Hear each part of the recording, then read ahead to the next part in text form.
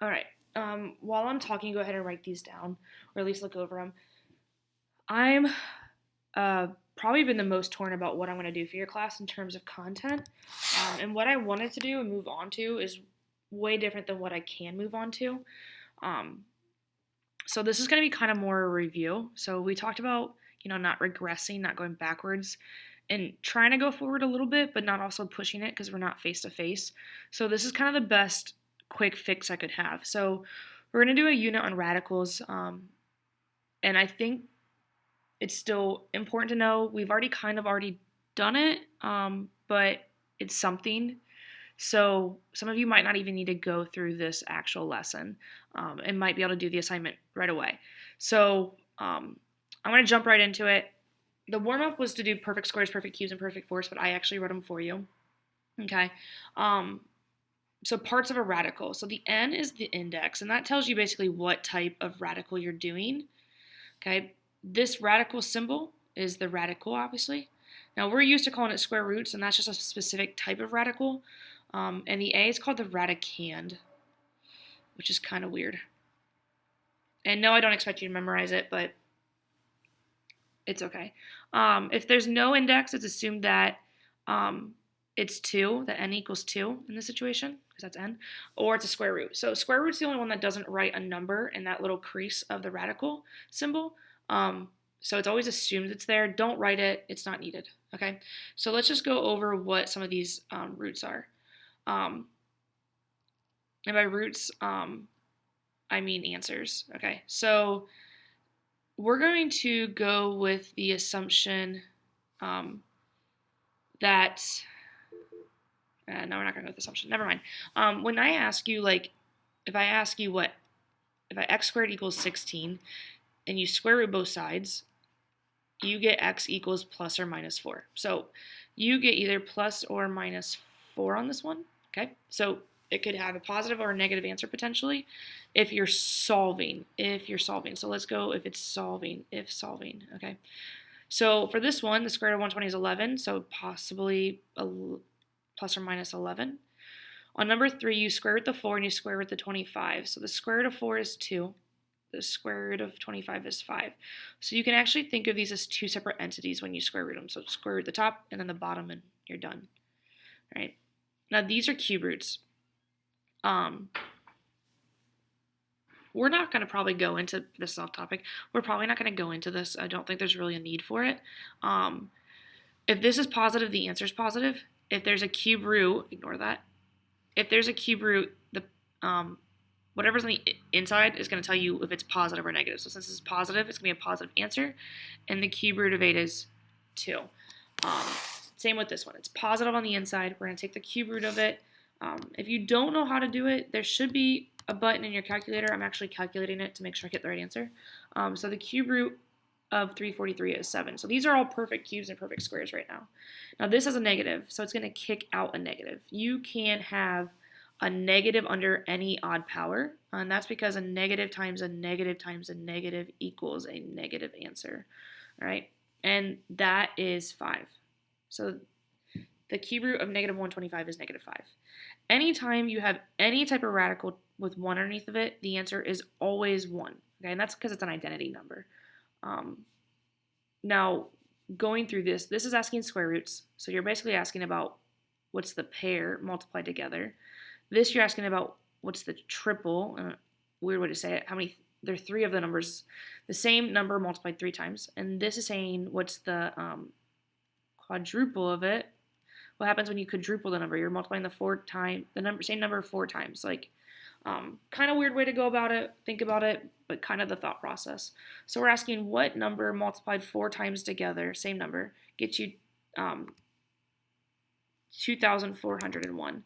So sometimes in your calculator, they don't have anything higher than a square root. Sometimes they don't have any higher than a cube root, and they definitely don't have a 4th root. So you have to look for the radical symbol that has an x in front of it. So you type in your calculator 4, I'll write it out, 4, and then there's an x with a radical symbol, and then the actual number you're dealing with.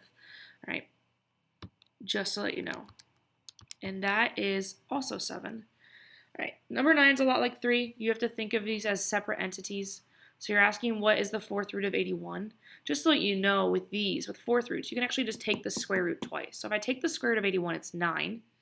And if I take the square root of 9, it's 3. So this is 3. If I take the square root of 16, it's 4. And if I do it again, you get 2. So the answer is 3/2. Okay. Like I said, we're just going to skip this. It's not overly important. Okay, we've done enough with radicals that we don't need it. So let's go ahead. I'm only going to do the left column just to save time because we have done stuff like this before. Let me see if there's another page. I don't even know. Okay, no, we're good. All right. So we're going to just go with the fact that these have a principal root, which is also called a positive root. Okay, so we don't need to do the plus or minus, and we're going to do that from here on out. Okay, so just this is now our standard. So we've done this before. We do this little dividing trick, and we get pairs because it's a square root. Okay, so here we're doing pairs or groups of 2. Okay, so 117 divided by 3 is 39. Okay, and I don't know if we can do this any farther. Yep, we can. 39 is divisible by 3, and 13 is prime, so you can't go any farther. And that is a pair. So the pair comes out, and what doesn't make a pair stays in. Okay? Now, these were done in groups of 2. This has a cube root, so this is how many you have to have of the same number. The 2 is being multiplied, so whatever we get gets multiplied to the 2. Okay? So 48, it's even, so let's divide it by 2. That gives you 24. Divide that by 2 because it's even. You get 12. Divide that by 2 and you get 6. Divide by that 2 by, and you get 3. Prime number, can't go any farther. You can make a group of 3 right here. Okay, so this 2 will come out. Whatever wasn't grouped as 3 stays inside. So we have 2 times 3. So this answer is 4 cube root. I forgot the cube root. Don't forget. Do not forget. Makes a huge difference. Changes the entire problem. Okay. All right. And last but not least is we're going to do this one because it has a negative. And actually we'll do 15 too because it's a fourth root. Okay. Just real quick, if this goes too fast, you do have a pause button. So pause the video, catch up with your writing, play it once you're caught up, okay? I know I'm moving quick. You have to imagine I don't have anybody to interact with. I'm literally talking to a computer screen, so there's nothing slowing me down. I'll try to get better at pacing myself, but this is new to me too. So again, if I'm going too quick, pause the video, okay? So on this one, it has a negative. It's going to make it kick out a negative answer. There's a negative in a cube root, an odd power, kick out a negative. Okay, so 250, let's divide it by 5, and then 250 divided by 5, and yes, as a calculator, I'm checking myself, is 50. Divide that by 5, and you get 10. Divide that by 5, and you get 2. Since this is a cube root, it has to be in pairs. Oh, somebody commented on my post on Facebook. Exciting stuff in this world. All right, that comes out. What doesn't ever come in or is in a pair stays on the inside. And we have to, oops, this looks messy. Let me try this again. We have to put the 3 right here, which is a little bunched up. Okay, so it's negative 5 times the cube root of 2. Okay, this was a square root. We did pairs. Cube root comes in groups of 3. This is a fourth root, so we're looking for everything in groups of 4. So we're going to take 162. It's even, so I'm going to divide it by 2. Again, I'm doing the math just to make sure I don't make a mistake. Get 81, okay? 81 is not even, so you have to divide by a prime number. Remember, we're kind of dividing by 2, 3, 5, and 7. Those are kind of the numbers we're sticking with. There's more than that, but that's the main ones you use. You can't divide by 9 because then 9 is not prime and it kind of messes this whole thing up. So we're going to divide by 3. 81 divided by 3 is 27. And then divide that by 3 and you get 9. And divide that by 3, you get 3. 3 is prime, so we're done. We're not moving any further. Right here is 4 of them. That means that goes to the outside and multiplies to the 3. And you're left with the 2 on the inside. So you get 9 and the fourth root of 2. Okay? So the last thing we're going to do is work with variables. And depending on what type of root you have to think of it differently. So square roots, you're doing everything in multiples of 2. Cube roots, you're doing everything, in multiples of 3. Still getting used to this. and fourth roots are multiples of 4. So essentially, you're going to divide the exponent by 2. You're going to divide the exponent by 3 and divide the exponent by 4. And ask yourself, what's the remainder? Okay? I'm going to do just these ones, this column, and then we're going to call it a day, so it's just not overwhelming. The only thing that stinks is that you have to simplify the numbers first. So always do the number and then do the variable, okay? So 32, divide by 2, and you get 16. Divide by 2, you get 8, and divide by 2, you get 4, and divide by 2, you get 2. Okay, so square root, everything's in pairs. 1 pair, 2 pairs. So if I multiply 2 and 2 together, we get 4, so that goes to the outside. I want to leave room because I don't know what's going to happen with my variables, and 2 is on the inside. This is a 4. I'm asking how many pairs can you make out of 4? Well, 4 divided by 2 is 2, so it's x squared. This is odd. 9 divided by 2 gives you 4, but you have 1 left over. That left over stays on the inside, and that's your answer. Okay. Moving on to 18. I want to write some of this stuff over here. I would always check, if you're not good at these math facts, to see if there's a cube root of, or a perfect square for that number, or perfect cubed, or whatnot. I would always put that number in your calculator just to be safe if you don't know these facts.